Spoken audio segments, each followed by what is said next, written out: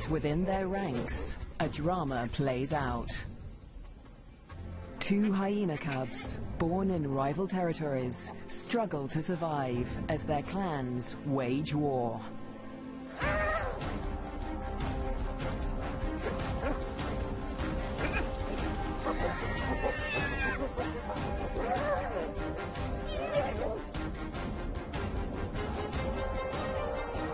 In this volatile world, will two new lives endure?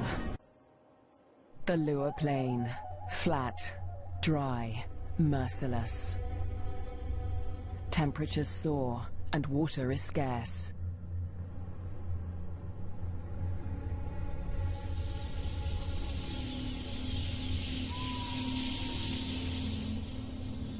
When the rains come, a wildebeest migration will flood into Lua Plain. But for now, only a few hardy adults stir the dust. Yet in this barren landscape, one of Africa's most underestimated predators has risen to greatness: the spotted hyena. Spotted hyenas are extraordinary survivors. Their powerful jaws crush through bone, and their cast-iron stomachs digest even rotting meat. Yet in many regions, these bone crushers hunt far more often than they scavenge. Female spotted hyenas are remarkable amongst mammals. They are larger, stronger, and fiercer than male hyenas. And they have the most male-like sexual organs of any female mammal. This bizarrely elongated organ was once thought to be a product of high testosterone levels in the womb, but today it continues to mystify scientists. The female hyenas govern the clans, led by all-powerful matriarchs. Neighboring clans are sworn enemies, and territorial trespassers are often viciously attacked. This story begins in Zambia, in the Lua Plain National Park, where spotted hyenas reign as the top predators. In the heart of the park is a thriving hyena clan. The clan's leader, the matriarch, lures her youngest cub from a burrow. It's a tiny female named Nasanta, and today the little cub meets her clan for the first time. For 2 weeks, the newborn lay hidden in a burrow away from this main den, but now she is old enough to join the clan.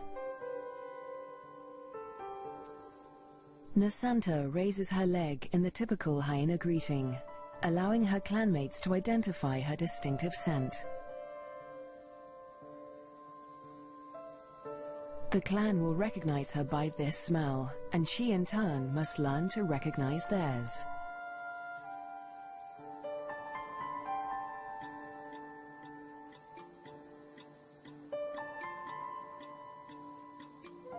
It's an important learning curve, since each hyena has its own rank, and Nasanta needs to know who's who as she finds her place in the clan.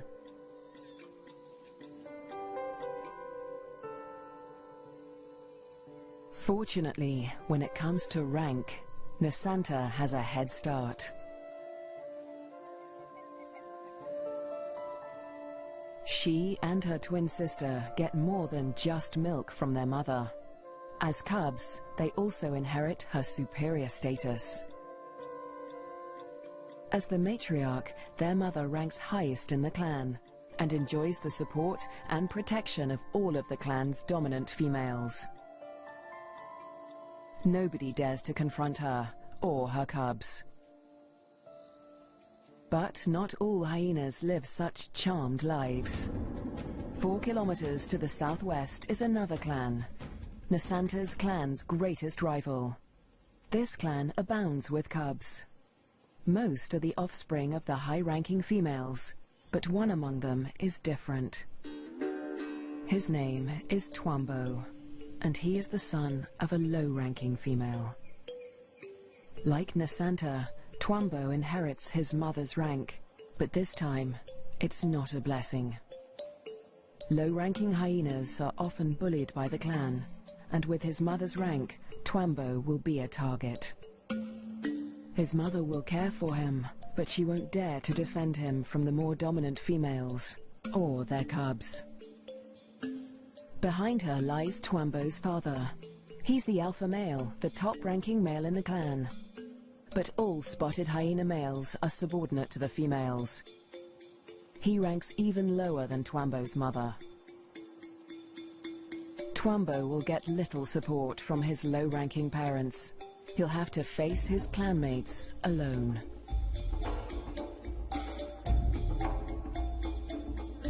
But for now, it's all good fun. At only a few weeks old, the cubs are more concerned with play than rank.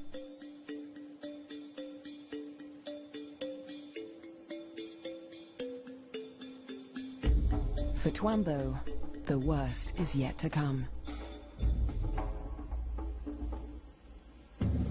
Twambo and Nasanta's home on the Lua Plain has a catastrophic history. For more than 100 years, the Lozi people have lived in the Lua Plain National Park amongst the wildlife, conserving and protecting it by order of the Lozi King.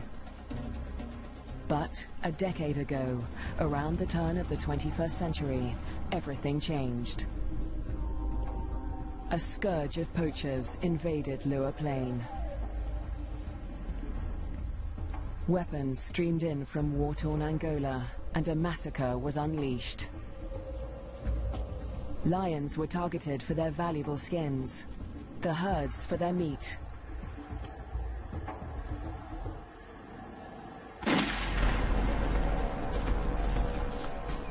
Death swept across the plains. Thousands were slaughtered.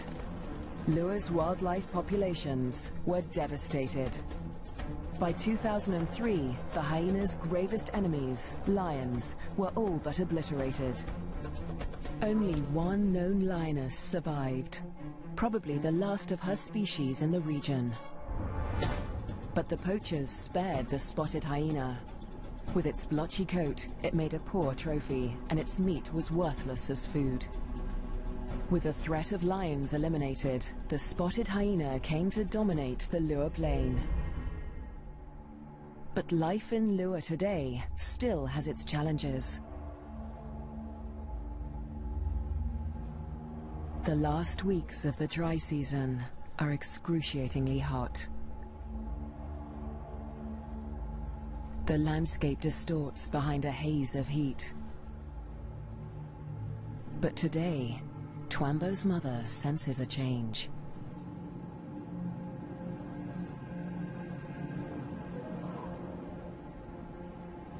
A wind has picked up, carrying with it the promise of relief.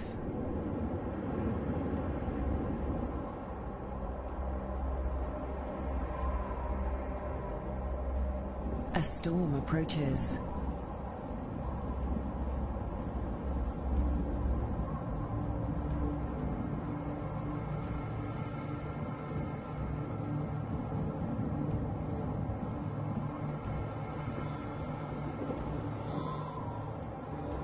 The wildebeest bulls revel in the anticipation of rain.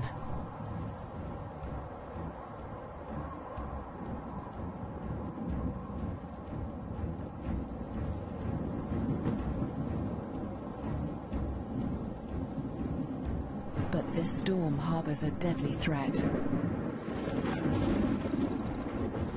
Fire. Flames tear through the dry grassland at terrifying speed, heading straight for Twambo and Nasanta's dens. The cubs are too small to outrun the blaze. If the fire reaches the den, they could suffocate in the heat and smoke.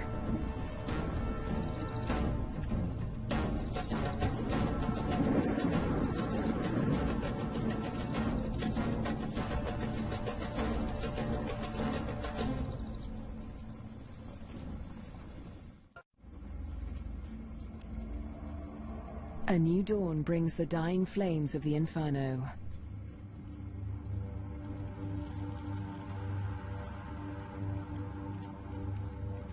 The blaze scorched the land around Nasanta's den before the wind turned it away.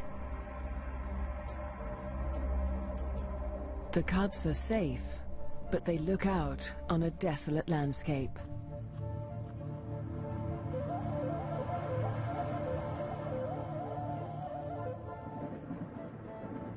As the last embers burn to dust, the promised rain arrives at last.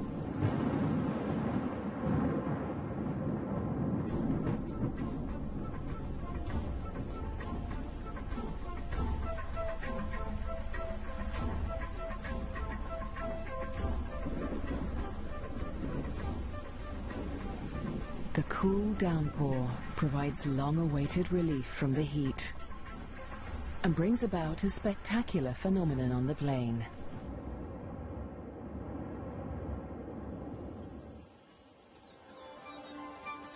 A few days after the fire, a carpet of pink lilies sprouts across the plains. Triggered by chemicals in the smoke from the fire, the beautiful bloom lasts only a few weeks.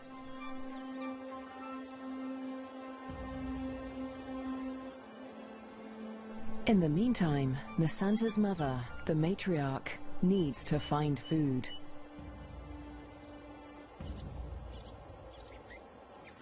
The matriarch heads north, where the first herds of the migration begin to gather, leaving young Nasanta untended at the den.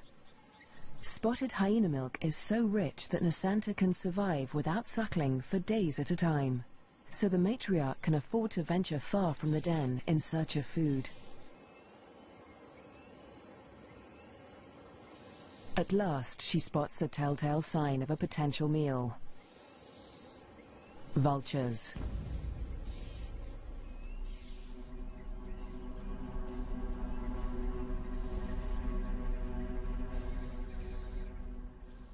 Her suspicions are soon confirmed. A wildebeest bull lies injured in the grass. The matriarch is the first hyena on the scene, but she is not the only predator. This bull is the victim of the last lioness in Lua Plain.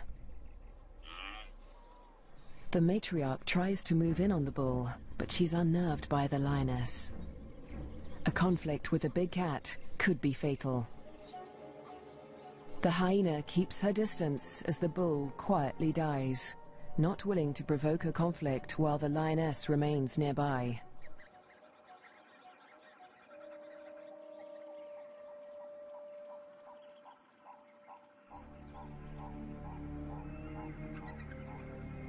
The circling silhouettes of the vultures can be seen from far and wide, guiding the matriarch's clanmates to the kill.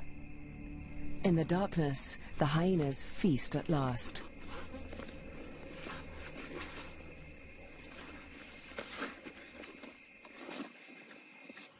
At daybreak, Nasanta's mother and her clanmates return to their den.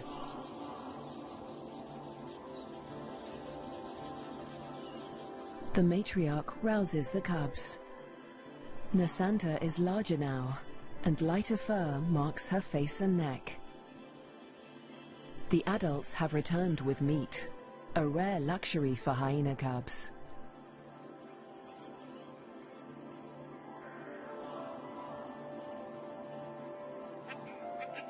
It's the highest-ranking cubs that commandeer the scrap.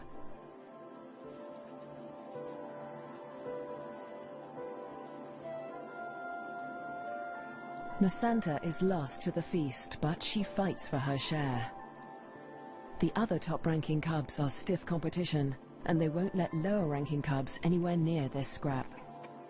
As an adult, Nasanta will have to contend with highly competitive clanmates at kills. She must learn to eat fast or lose out, since a clan can reduce a carcass to scraps in less than 20 minutes. She will still suckle her mother's rich milk for about a year, but this new taste for meat is the beginning of Nasanta's transformation into a deadly and efficient predator. The Lua Plain is undergoing an extraordinary metamorphosis. In the coming days, the rains fall in an almost continuous deluge, the beginning of an annual flood that will cover much of the plains in water. Dusty depressions become waterlogged marshes, and life floods into the plains.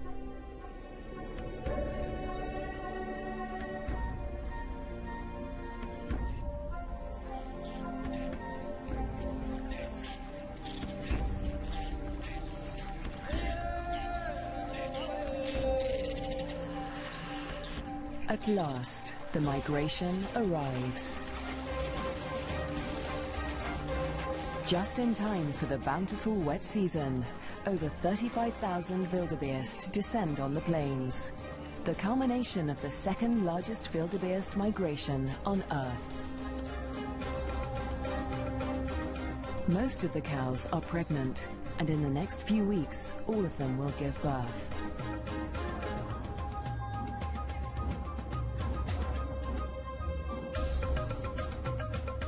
The calves make easy prey, but the sheer number of them ensures that many will survive to adulthood. For the hyenas, the time of plenty has begun.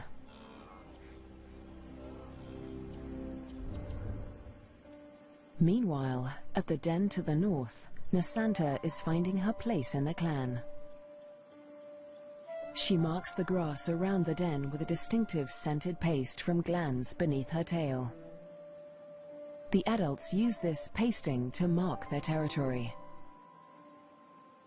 For Nasanta, it's part of the process of establishing her rank.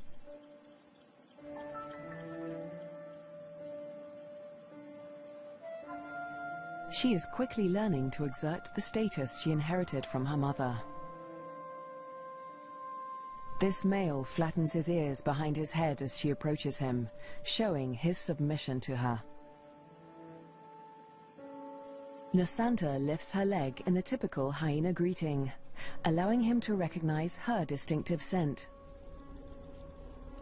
Most of the adult males here are immigrants from other clans who joined Nasanta's clan to find a mate. They forfeited the rank they inherited from their mothers when they left their own clans, falling instantly to the bottom of the hyena hierarchy.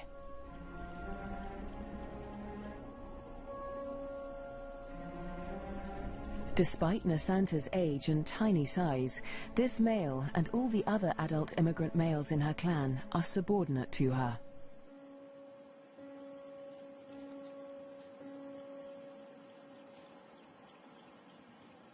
The tiny cub holds such sway because her mother backs her up. The matriarch often comes to Nasanta's defense, attacking low-ranking hyenas to reinforce her tiny cub status. The male is now in a precarious position. He must show absolute submission if he is to avoid an attack. Nasanta follows her mother's example, sniffing the male's genitalia. He bows and bobs his head to show his subservience.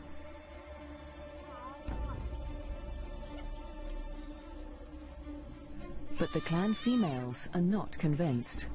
They join the interrogation. Fearlessly, Nasanta stays in the thick of the fray.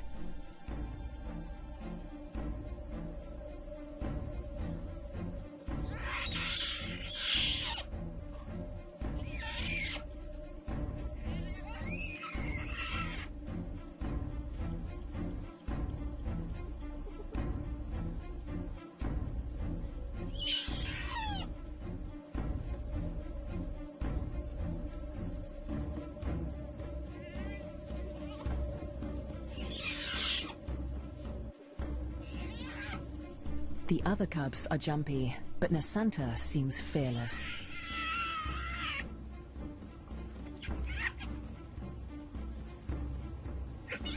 With the protection of the matriarch and the clan females, no hyena would dare to hurt Nasanta. 4 kilometers to the southwest, Twambo is not faring quite as well. He's also growing up fast, with the first spots showing through his black coat. But unlike most of the other cubs, Twambo is a loner. As the cubs get older, they become more aware of each other's ranks. The higher-ranking cubs have built bonds with each other, forming relationships they will carry into adulthood. But Twambo has few allies in the clan. When the other cubs do take an interest in him, it's usually to beat him up.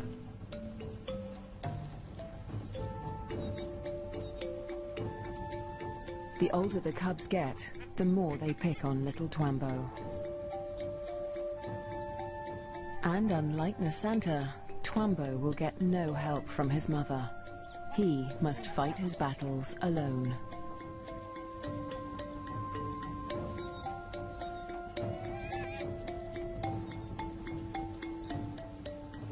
In the meantime, Twambo's mother has other things in mind. It's time to leave the cubs to hunt. There are many mouths to feed. The clan needs a big kill. Tonight, the hyenas will hunt as a pack.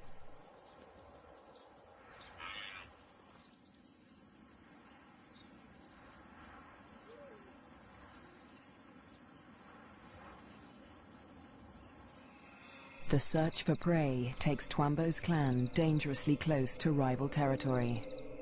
They are right on the border of Nasanta's clan's hunting ground. Clans are viciously territorial.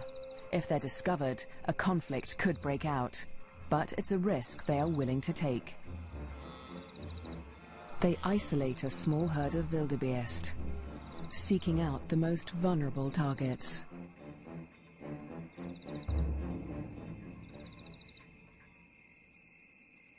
The clan charges the herd.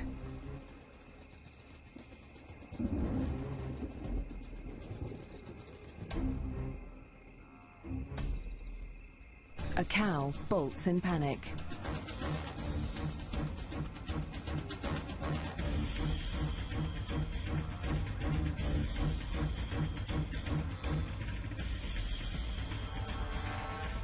A calf is separated from the herd.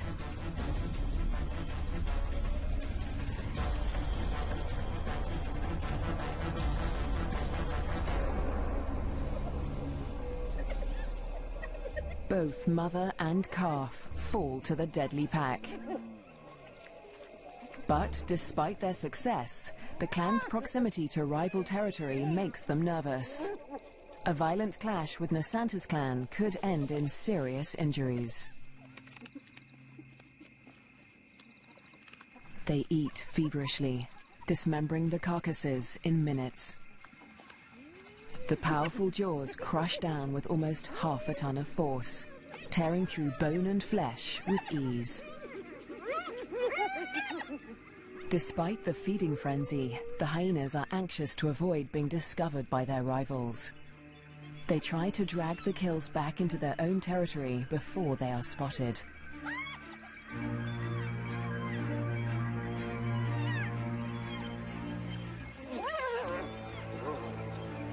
The move comes too late. A territorial patrol from Nasanta's clan has come to investigate.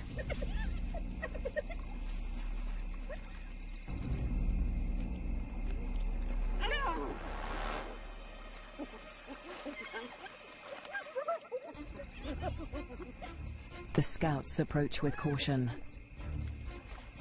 as the intruding clan braces for a fight.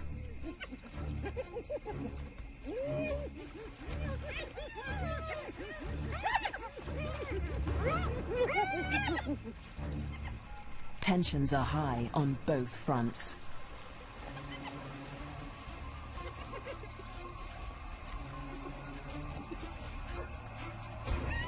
A few scouts try to approach the kill, but the intruders chase them off. The scouts are grossly outnumbered. They won't win this fight alone, so they retreat. But this battle isn't over yet. The scouts will return with reinforcements.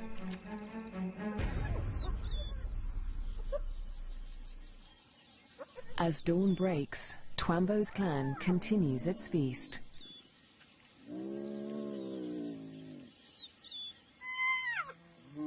Lulled into false security, they hold their position, still precariously close to enemy territory.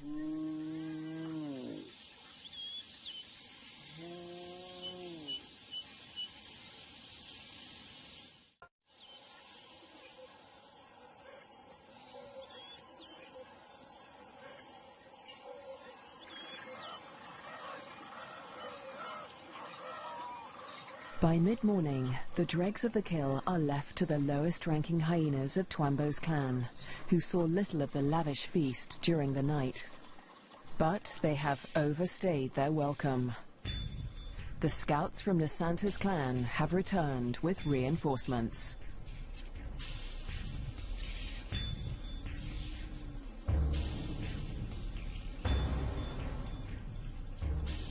This territorial infringement will not be taken lightly.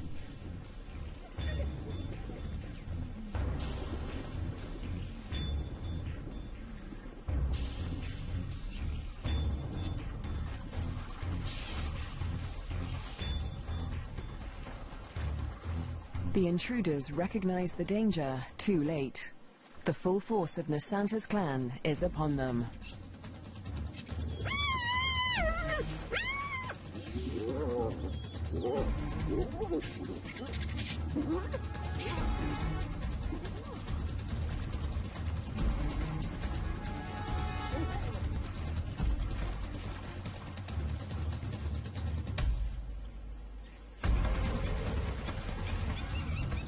Twambo's father, the intruding clan's alpha male, is in trouble. A large female from Nasanta's clan is close on his tail.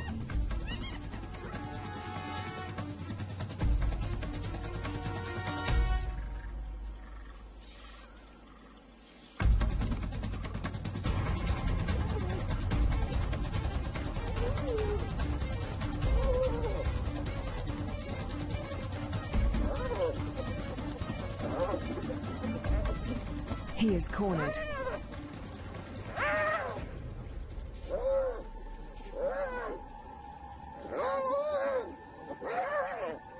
The fierce females show him no mercy.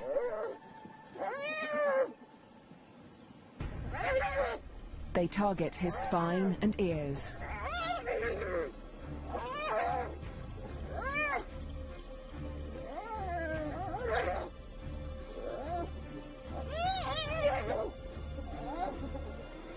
This is a fight for his life.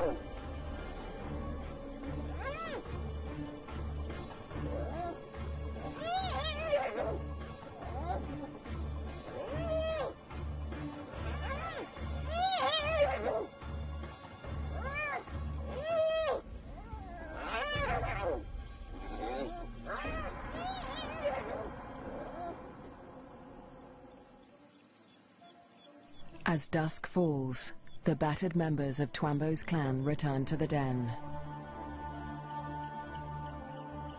Many are wounded, but only one is missing: Twambo's father.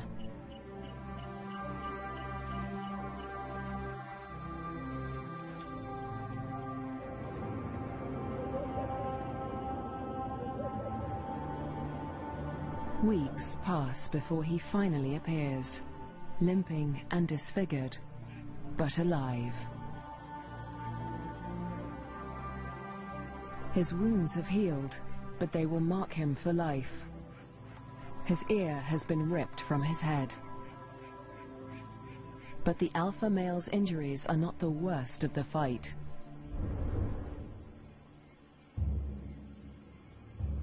At Nasanta's den to the north, a male hyena's wounds reflect the true horror of the conflict.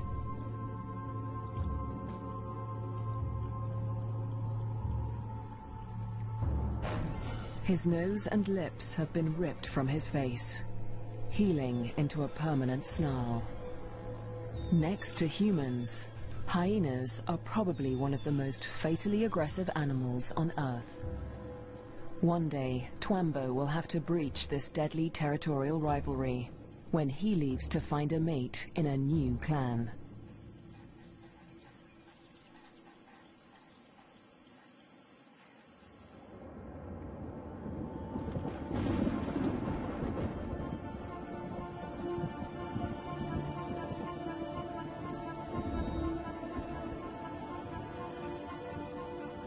In the weeks following the clan war, the rains continue to fall in a ceaseless torrent.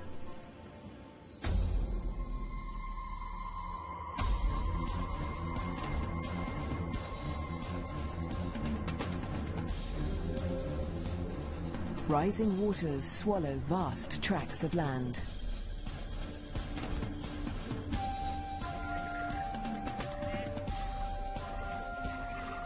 There is little dry ground, a blessing for the birds, but a curse for the herds that must wade through shoulder-high water.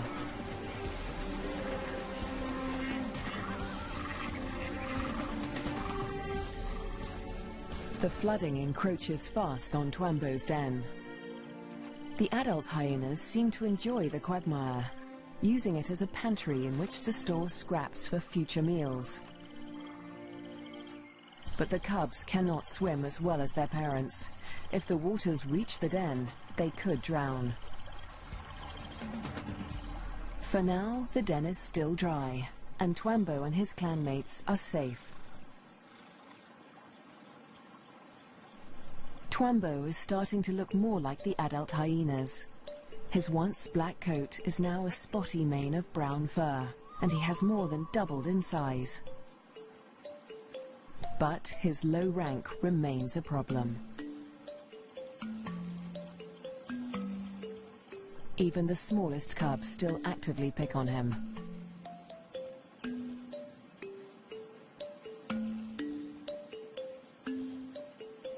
Fortunately, he's also becoming more independent and can escape his belligerent clanmates as he explores ever further from the den. But as adulthood draws near, the toughest part of his life approaches. Soon, instinct will compel him to leave in search of a mate from another clan. If he's not killed for intruding on rival territory, he'll have to struggle for acceptance into a new clan. What little rank he has will be stripped away, and like the adult males of his own clan, he'll become submissive to the clan females. Unprovoked attacks and exclusion from kills will become commonplace. It's a hard life, but life without a clan is harder. Alone, he may struggle for food. His ability to draw nutrition from even the oldest bones may become a matter of survival.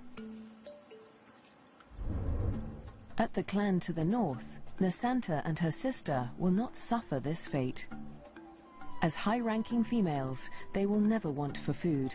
In fact, unlike Twambo, they will often be the first to feed at kills. Much of the land around Nasanta's den is dry, and the matriarch guides the cubs through their future hunting grounds. Soon, they will even be allowed to join their mother on a hunt.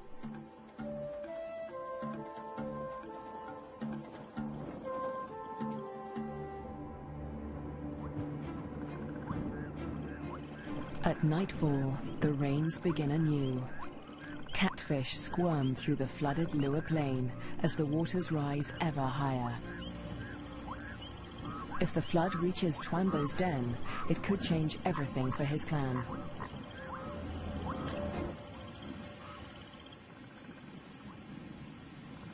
The downpour continues into the morning. A female from Twambo's clan returns to the den, but her clanmates are gone.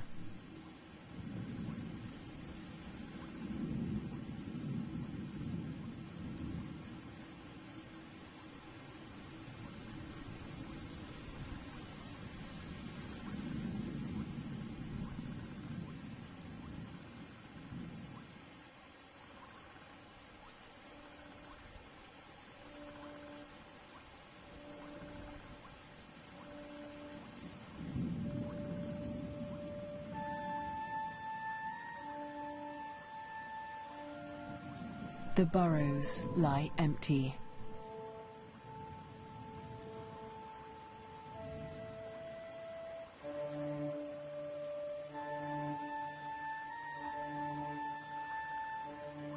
The waters have crept within meters of the den. They are dangerously high. The cubs lack the size and strength to swim to safety and could easily drown in the deep waters.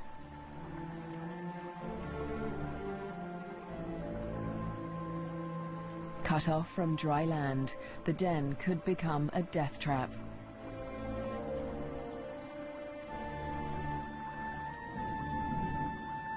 The matriarch must have led the cubs out in the night before the waters reached the den. But this female has been left behind.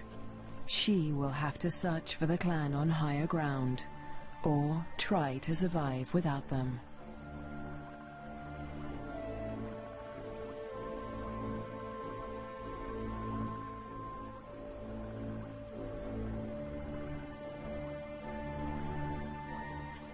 Was Twambo with the other cubs when they left? Or has he too been abandoned in the flood, left to search the territory for remnants of his clan?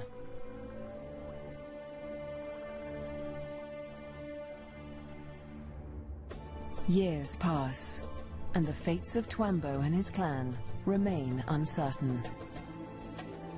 Dry seasons come and go, and each year the plains flood anew. Nasanta continues to flourish as she grows into a high-ranking adult. But today, something unexpected happens. A stranger appears, a hyena foreign to Nasanta's clan. It's Twambo. He survived the floods and has grown to adulthood. He's on his own now, searching for a mate and a new clan. He's been drawn here by the scent of a female in season. That female is Nasanta, and Twambo gets her attention. He's an intruder in her territory, but she doesn't attack him. She'd rather claim him as a mate. New genes in the clan are a valuable asset, and nomadic males are often favored as mates over resident males. With Nasanta's approval, Twambo's intrusion is allowed by the clan, for now. But there is one hyena that disapproves of the match. He is a high-ranking male from Nasanta's clan, and his hopes for mating with Nasanta have been dashed for now by Twambo's unexpected appearance. The pair retreat to avoid a conflict, but the scorned male follows them, intent on challenging Twambo for mating rights. A long-distance chase begins.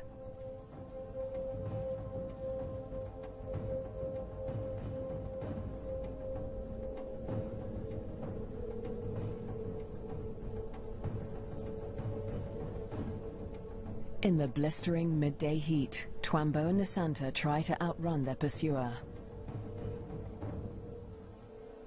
But the male hyena won't give up. After a marathon chase, Twambo and Nasanta mate at last. But in seconds, the competing male catches up.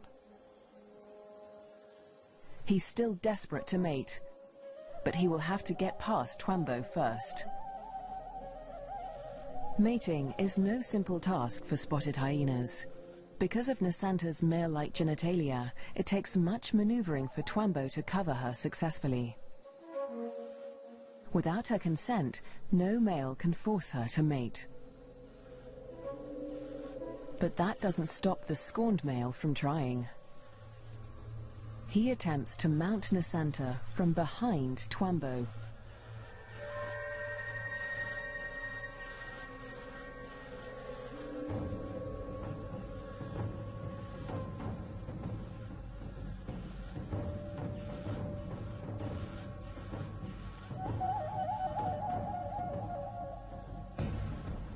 At last, the male accepts defeat, leaving Twambo and Nasanta to complete their courtship in peace. But when the mating ends, so too does the clan's tolerance for Twambo. He must still gain acceptance into Nasanta's clan.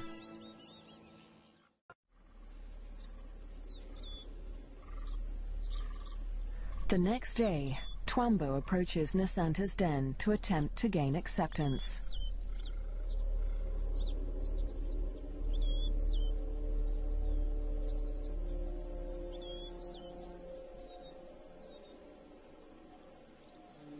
The dominant females immediately investigate the stranger. Twambo flattens his ears and bows his head to show his submission. But it's not enough for them.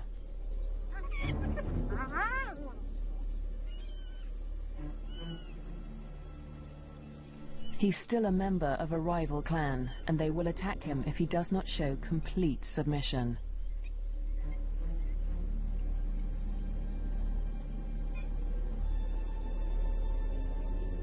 In order to gain acceptance into the clan, Twambo must also win the favor of the matriarch, Nasanta's mother. She is nursing a new litter of cubs, and she'll protect them at all costs, especially from strangers like Twambo.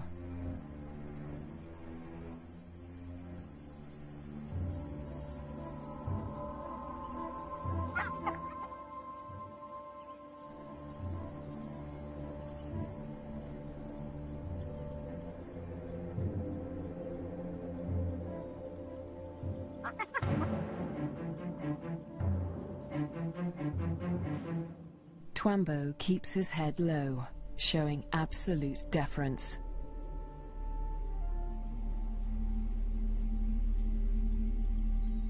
The tactic works. The matriarch relents.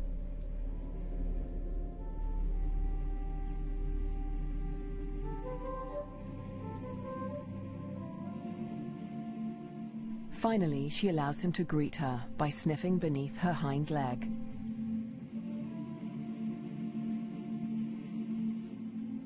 He does the same to her cubs, who will rank above him in this clan.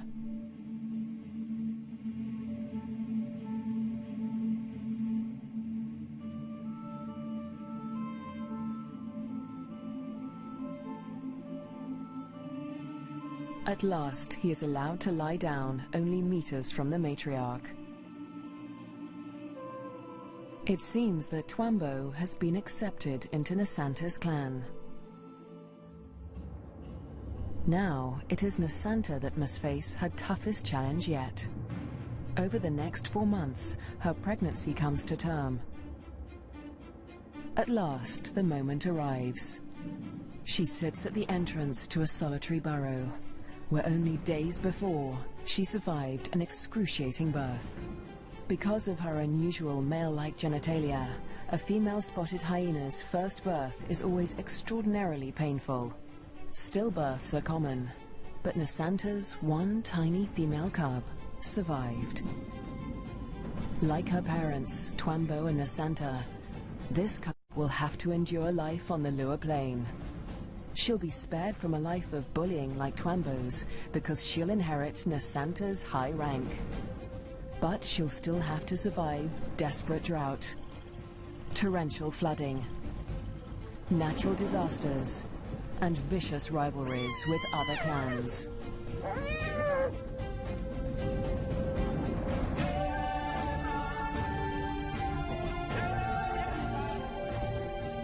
She'll have to learn what it takes to become a bone crusher queen. Cold, desolate, only the toughest survive life at the edge of the Arctic. There is no room for error in this climate. But it offers a way of life to those who can cope. For centuries, man has lived off this land and its animals, deploying equal toughness and adaptation. But with the arrival of technology, traditional ways are being lost, and so too is the unique connection with this land. This year, one father wants to give his son the chance to choose between old and new. He will train him as a hunter. For Noah and Logan, this may be the last chance to keep their link to the land alive. Noah and Logan's home is on an icy wilderness called Southampton Island in the far north of Canada at the mouth of the Hudson Bay. It is so cold that it is surrounded by a frozen sea of ice for 9 months of the year. To us, it looks like a wasteland, a frozen desert. it's dominated by the movement and accumulation of snow and ice throughout the year. Neither land or sea escapes the North Pole's icy grip. So what on earth could live here? Some of the most extreme survivors of the animal kingdom. They have found a living where others cannot, and the same is true for the people of this island, like Noah and his family.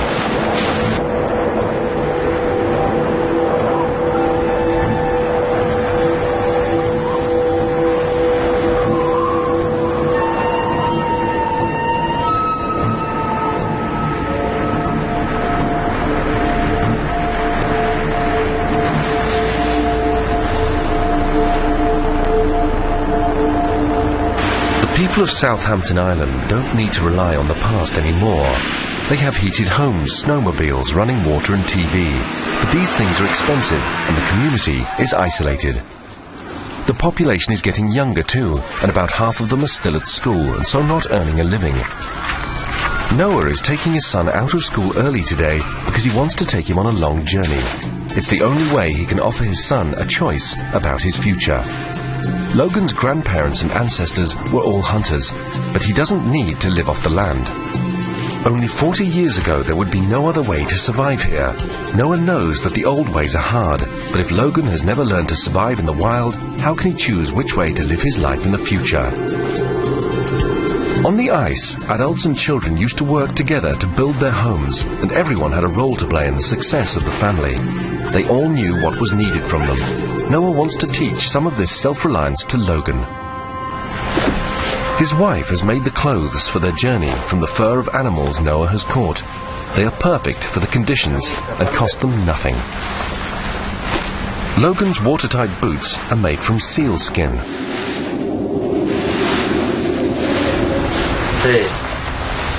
Trousers made out of polar bear fur are the warmest option for an Inuit hunter. The soles of Logan's boots are also made from bear fur to raise his feet off the snow and keep them warm. His parka is made from caribou fur, which is a great natural insulator.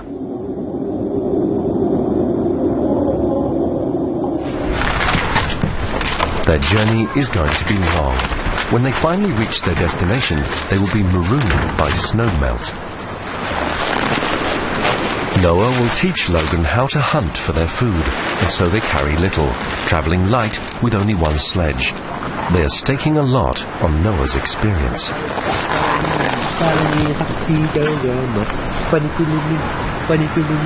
This is a rite of passage, and it's time for the family to say goodbye to Logan the boy. His mother and sister won't see him again until the summer, 3 months from now. Bye, Bunny.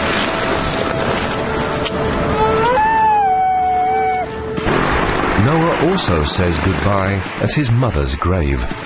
She understood life on the land, and Noah used to hunt especially for her. She liked her meat prepared the old way. He respects his mother very much for the way she brought him up.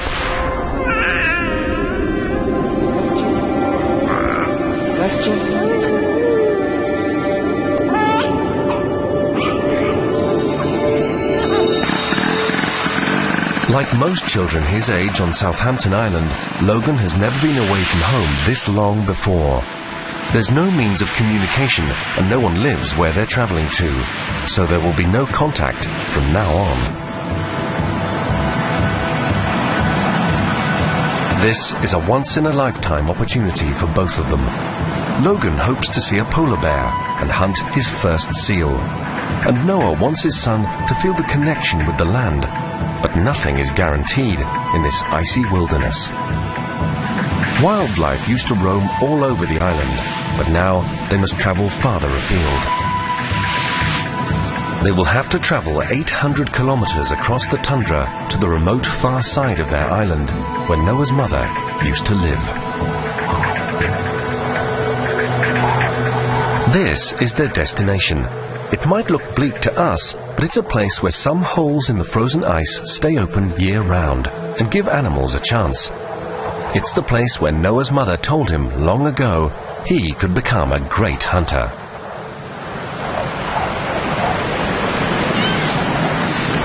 And of course, the polar bear knows this place too.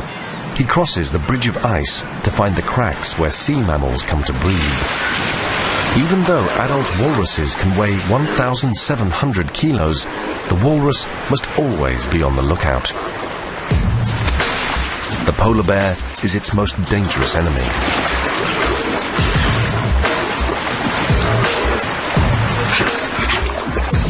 Only the polar bear has the courage to take on a walrus who is twice his size. When walruses get spooked, they dive deep under the ice and depend on their thick skulls to break through to safety.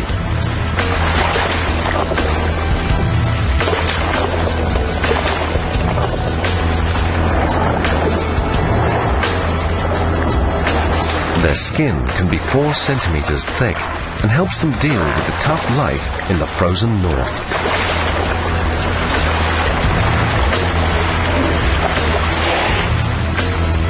In the water, the walrus has the advantage. This is not a good time to hunt. On the ice, the bear goes hungry, but he is a patient hunter, and his time will come.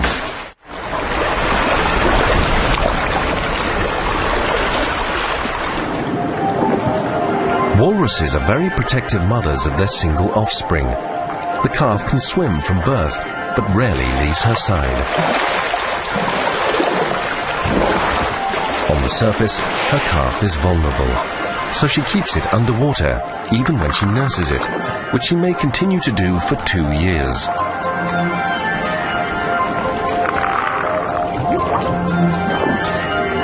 Scientists speculated that walruses nurse their young underwater, but this is the first time this tender relationship has ever been caught on film.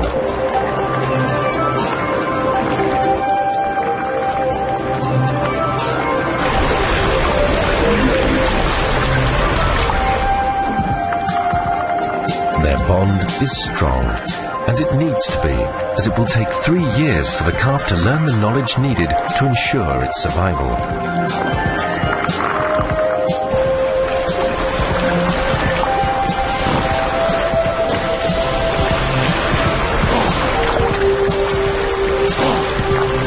The polar bear's persistence will be rewarded eventually.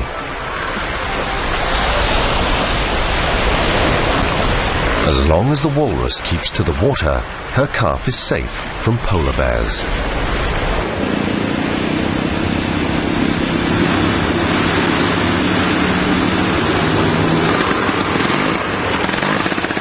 Two days into their 3-month trip, at 160 kilometers from home, Noah and Logan arrive at a frozen lake.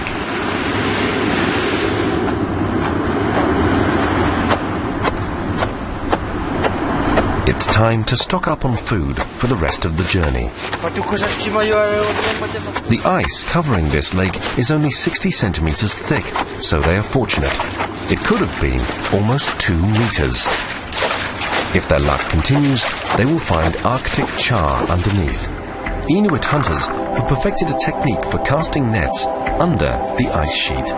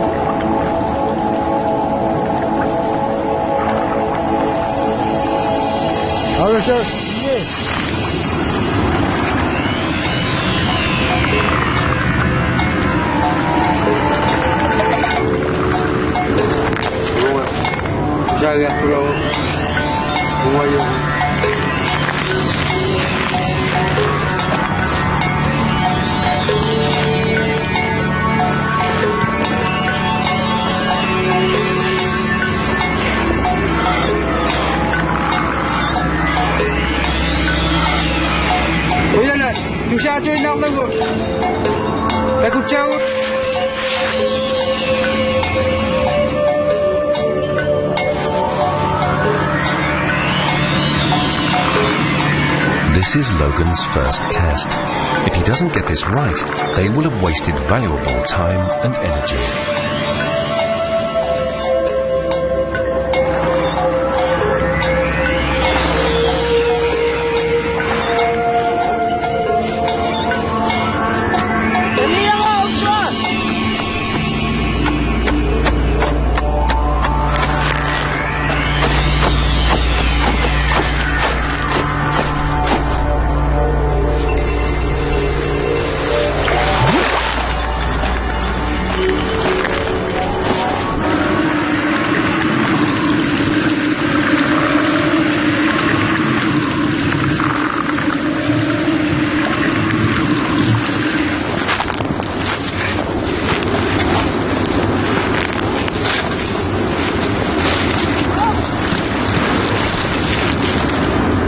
In the Arctic, success is never easy. Even for animals so at home in the cold, nothing is certain.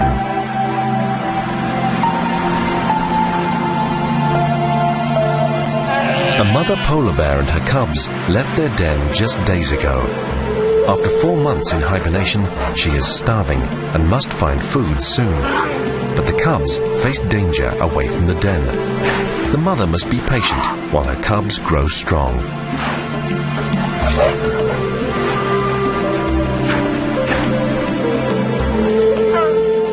She will stay with them for 3 years and teach them where to find food and shelter in the frozen wilderness.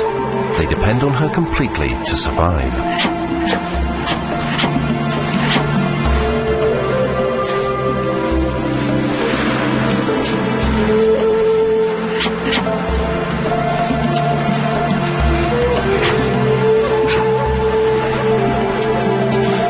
Just like the bear cubs, Logan relies on his parent to teach him how to find food and shelter in the open wastes of the island.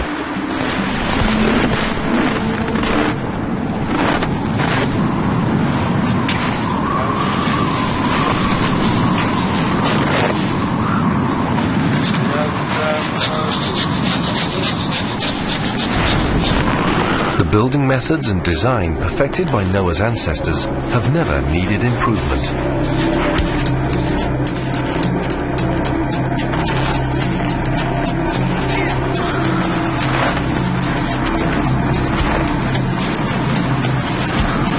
For Logan, finding shelter in 80-kilometer-an-hour winds at 30 below is vital. Learning how to put the building blocks of an igloo together will be one of the most important skills he can learn from his culture.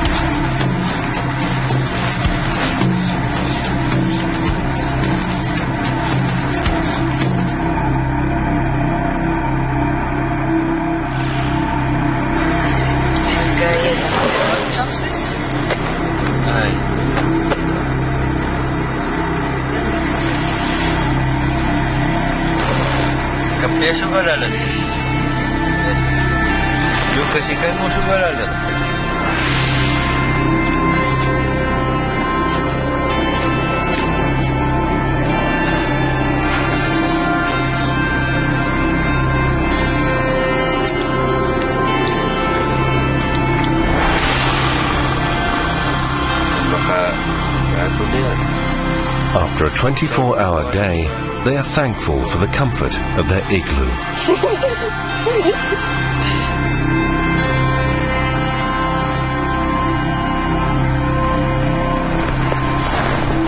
But they don't have much time to shelter.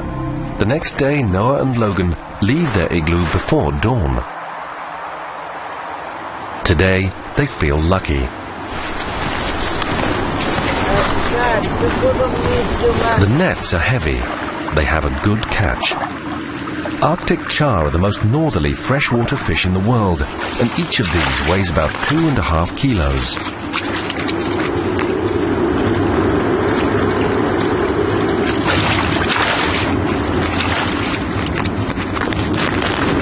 They freeze solid within seconds of contact with the cold air. These temperatures are dangerous for bear skin.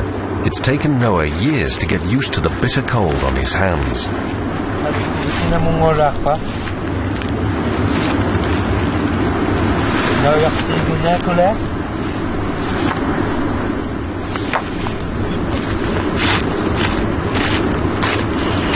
By dawn, they have 100 fish stored in their freezer. The Arctic char is a member of the salmon family, so the meat is very good and will feed them for the weeks to come. And, if they're lucky, they will have some left to take home.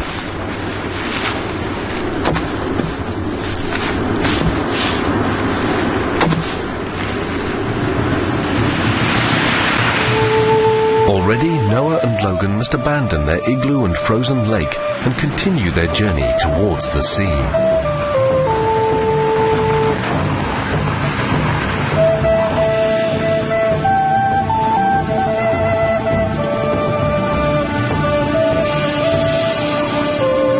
mother polar bear and her cubs travel in the same direction.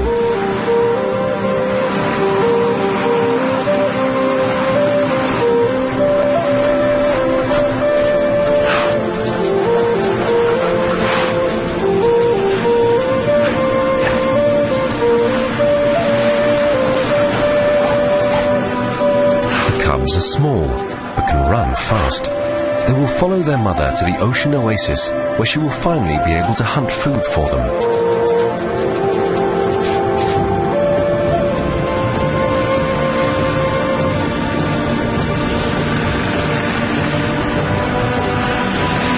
The weather is changing, and Noah and Logan's days on the frozen tundra are numbered. It seems strange, but snow means the weather is becoming warmer.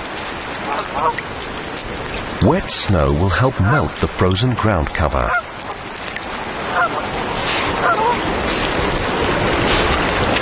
Exposed tundra is good news for hungry Canada geese and plovers, but bad news for the snowmobile.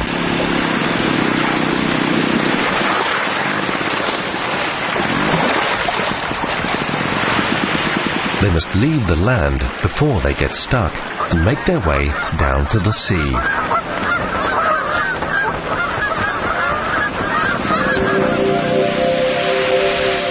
Once over the ridge of the mountain, they finally see their destination. It's like a blue jewel in the monotonous black and white landscape. Surrounded by open water, this place is an oasis for life.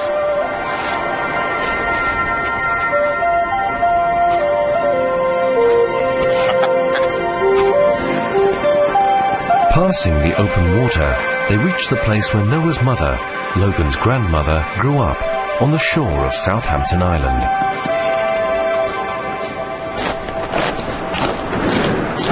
Even though the temperature in May is still around 0, they will only use a tent for shelter here. The fur of Arctic animals is incredibly insulating, so using the skins for clothing means that Noah and Logan can stay warm in the frozen north, even under canvas.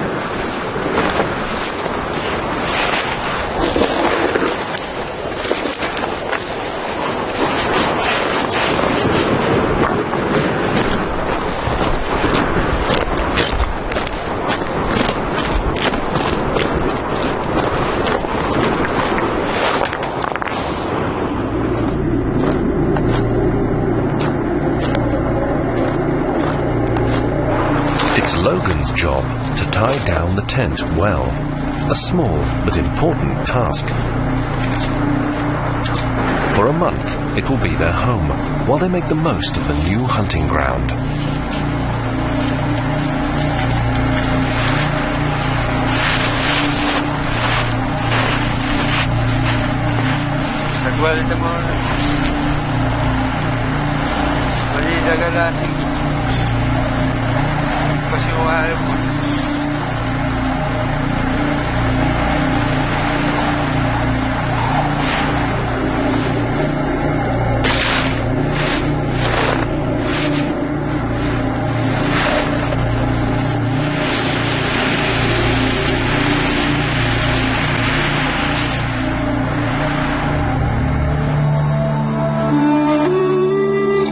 Logan, taking a seal is the first step to becoming a hunter.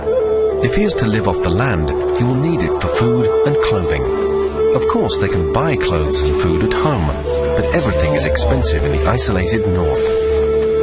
Tomorrow, Logan will have a chance to test his skills against his ancestors and hunt the first seal of the season. This is Logan's big day. They set out towards the ocean across the frozen sea ice in the bay in search of seals.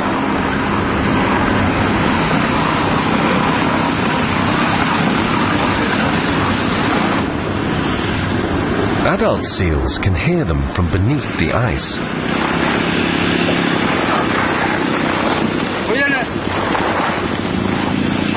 So their best chance is to look for the young and curious ones.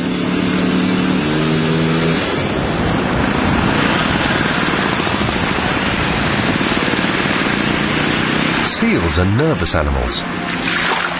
and have many breathing holes in the ice to escape down.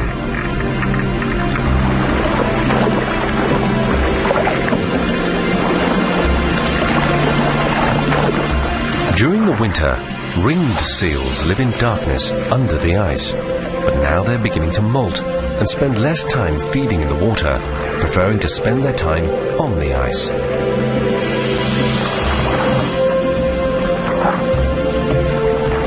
At the surface, they have learned to be cautious. But in springtime, they cannot resist climbing out to sunbathe. On top of the ice is where they are most vulnerable.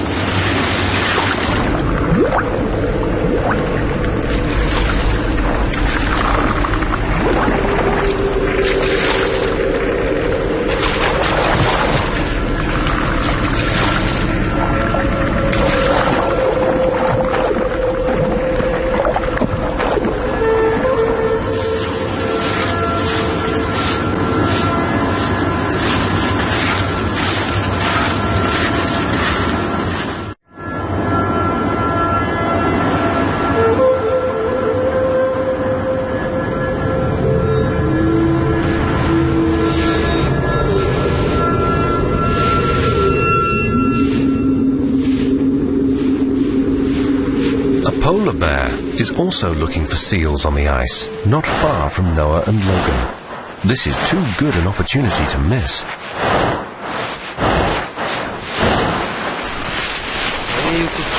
They find the bear's fresh tracks easily, and Noah shows Logan how to read the snow.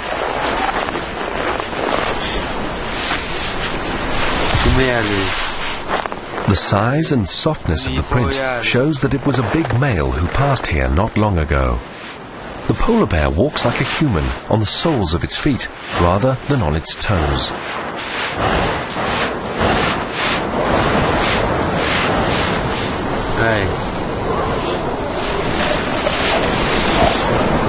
By following the tracks, they can see what the bear has been up to. They find an opened seal den. The bear was here, looking for baby seals born under the snow. The den is empty. There is no blood. Noah can decipher events from the signs around the den when the seal sensed that the bear was coming.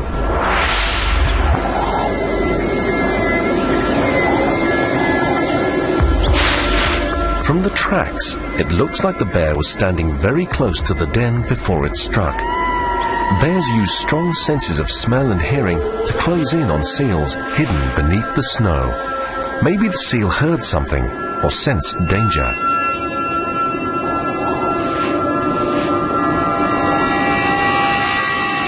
The bear knows at times like these it needs to stay still and quiet. Spooked, the seal dived for its hole. Hunting seals takes experience. Smelling the seal is one thing, but knowing exactly what time to strike is another. All this is written in the snow, if, like Noah, you know how to read it. From the tracks, Noah knows that the bear is near, and he really wants Logan to get a chance to watch him. Understanding the ways of animals firsthand is part of his training as a hunter. He's not too far away, but he has spotted them.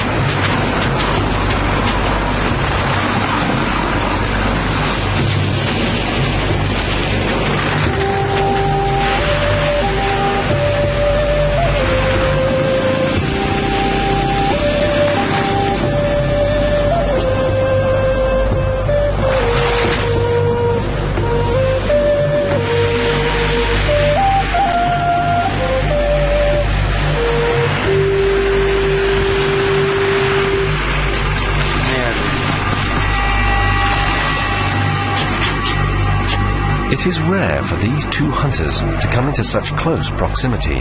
From here, Noah can see the bear's personality.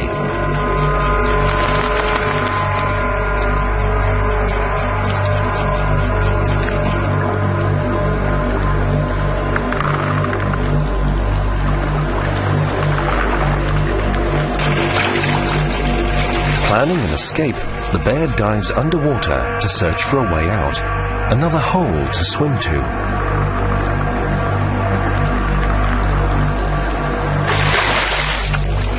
Maybe if the snowmobile wasn't here, he would be braver.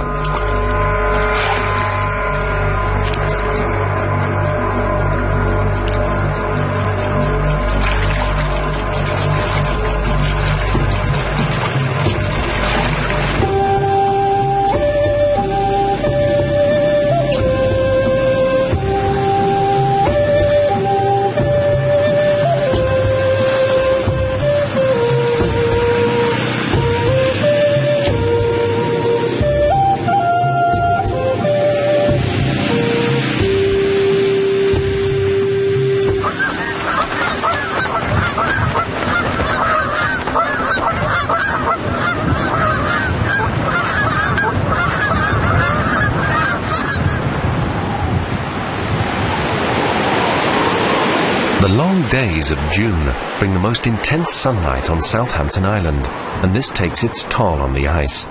This will have a big effect on what Noah and Logan can do now. 24-hour daylight melts the frozen harbour.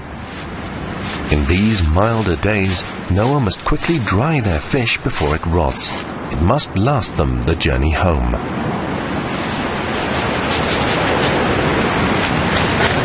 The brown face of the Arctic fox says that summer is coming.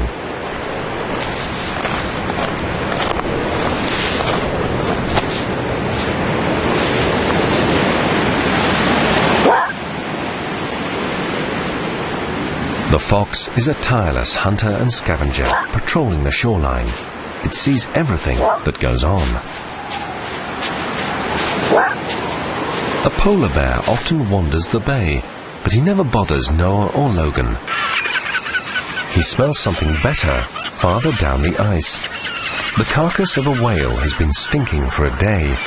Maybe it had already died, and another bear dragged it out of the sea. The smell is irresistible to a mother and her cubs.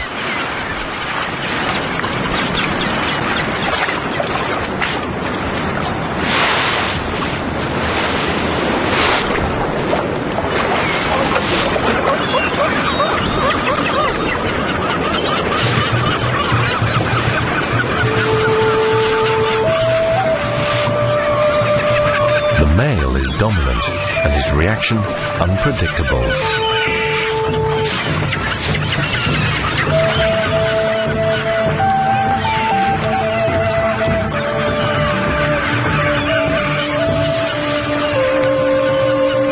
She's taking a risk bringing her cubs this close to him, but she needs the meat and her cubs are hungry.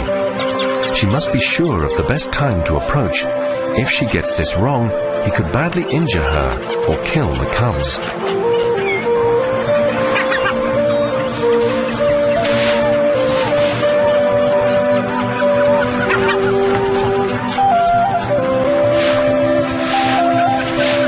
When he moves away from the carcass, he seems full and sleepy. The mother is up and ready. They may not have eaten in days. She carefully circles around, passing the male downwind, so she will be able to watch him while she eats.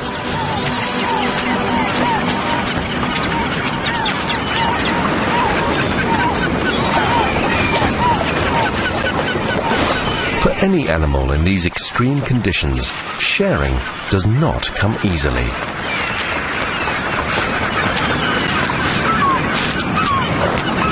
The little bears eat in a rush.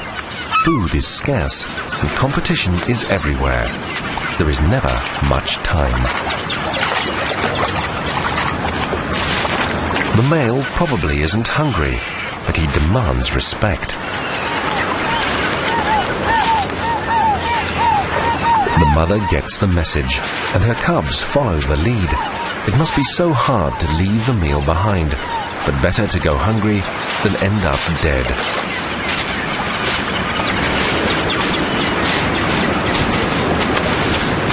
An expert of survival, the mother bear has taught her cubs to avoid conflict. Reading the silent languages of this land is an important skill for a hunter.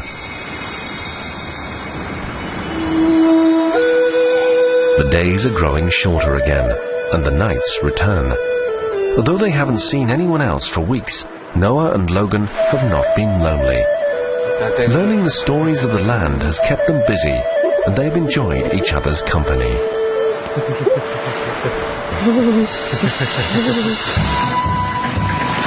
The sea ice is flooded, and time is running out for Logan's greatest challenge.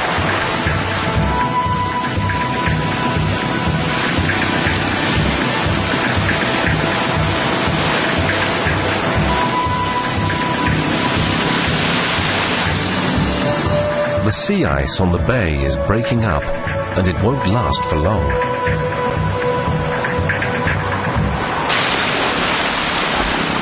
Luckily for Logan, it's a good day to hunt seal. The sun is high, the wind is right, and there are plenty of seals basking on the ice.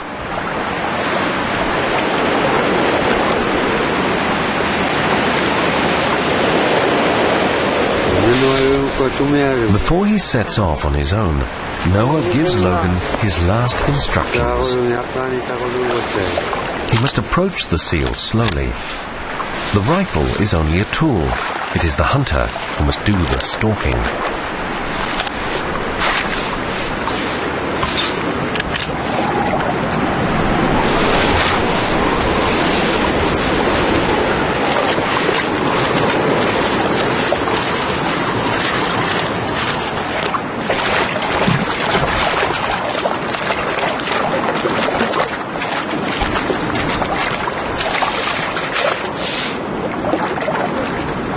To be successful, Logan must be aware of the sound of his footsteps, the direction of the wind, and the position of the sun.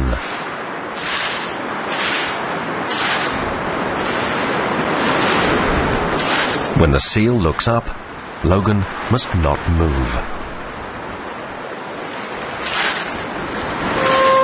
When the seal naps, then he can move closer.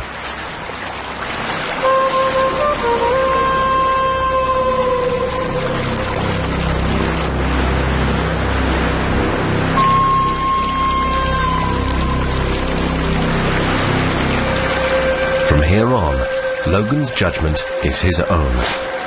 It's the point of no return.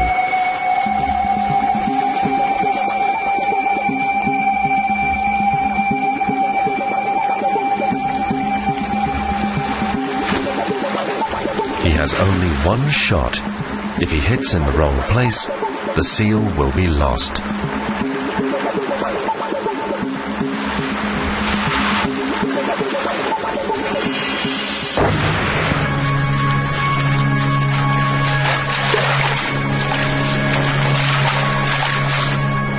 Noah must feel relieved and is very happy for Logan. He has provided them with food and is one step closer to becoming an Enoch hunter, a man who knows how to live from the land as their ancestors did. It is a nice, fat seal and will feed them well. Noah says, "Auyungi, my Enoch. Good job, son. Your mother will be proud."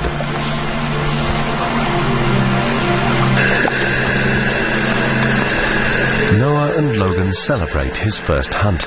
They can hardly wait. Fresh food is still a big deal. Eating seal meat makes them feel good. For Noah, it has always been that way. His mother used to say that when they ate seal, they become more alive. It gives them energy and valuable protection from the cold. In this harsh world, it is a luxury. When they have meat, it keeps them warm, and for a moment they forget the hardships of their lives.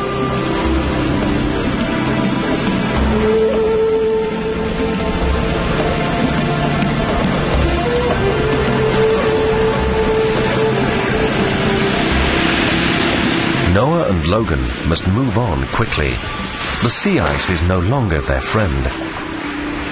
Beneath them, the dark ocean is yawning, and they must rush to cross the open cracks. Behind them, the ice platform shifts with the power of the wind and the currents. They must get clear of it before its yearly breakup transforms everything.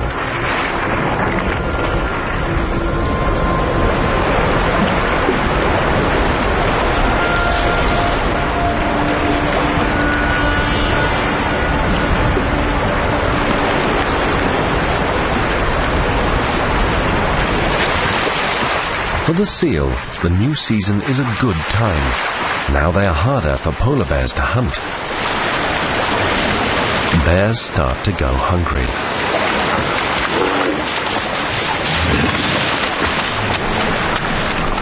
The walrus also suffers as its world becomes too small. Without the sheets of sea ice, they are driven to land.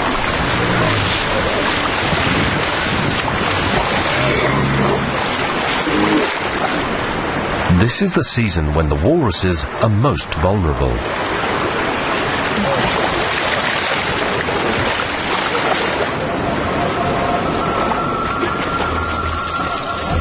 The bear's power shifts easily from ice to water.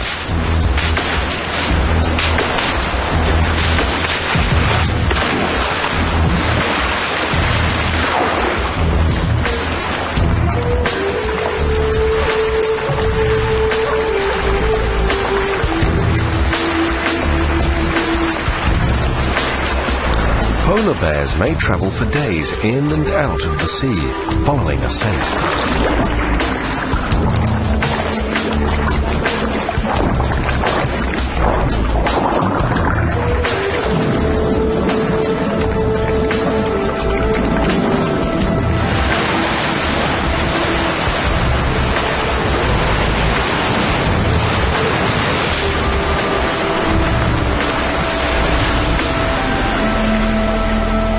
Walruses return to rocky haulouts around the island. They pass on the knowledge of these sites from animal to animal over generations.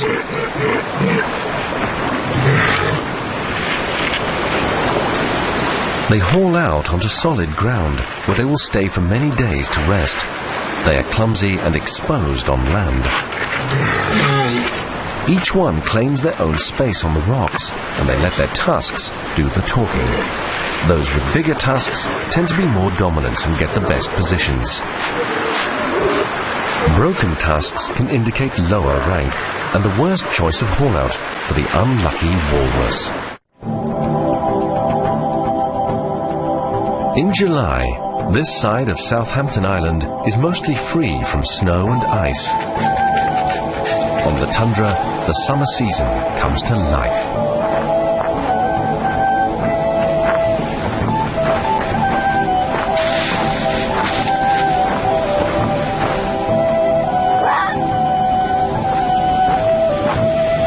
Noah and Logan take their lives in their hands as they search for a haul-out where walruses come onto the land.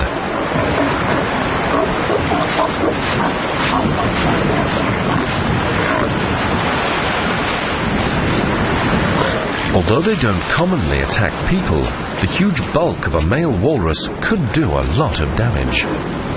But Noah and Logan want to get close.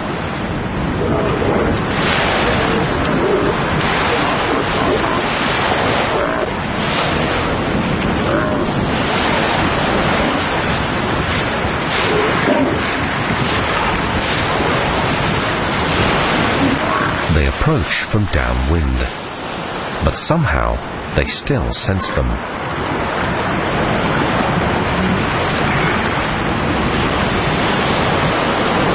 Walrus have very poor eyesight, and this lets them come face to face.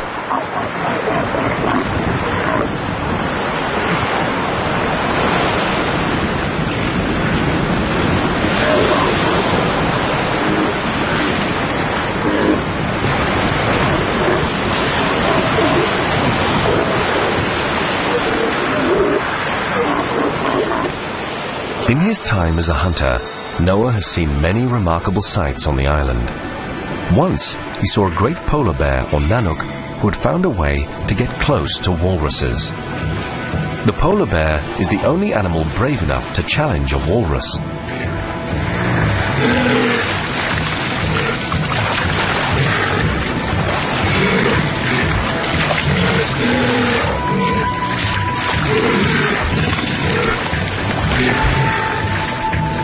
The bear tries to panic the colony off the rocks, hoping that a young animal is left behind.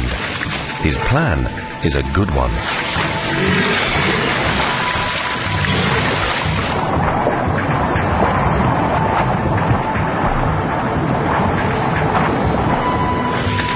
The walrus are panicking, but the bear remains calm and careful, watching for any opportunity.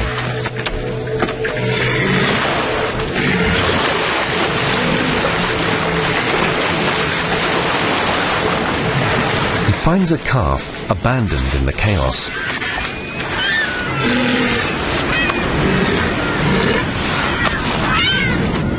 All the walrus can do is watch helplessly from the water.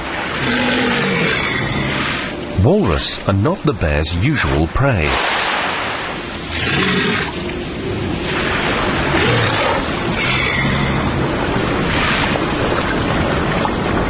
But he is an opportunist. Polar bears usually hunt only seals, but this one has learned to hunt in a new way.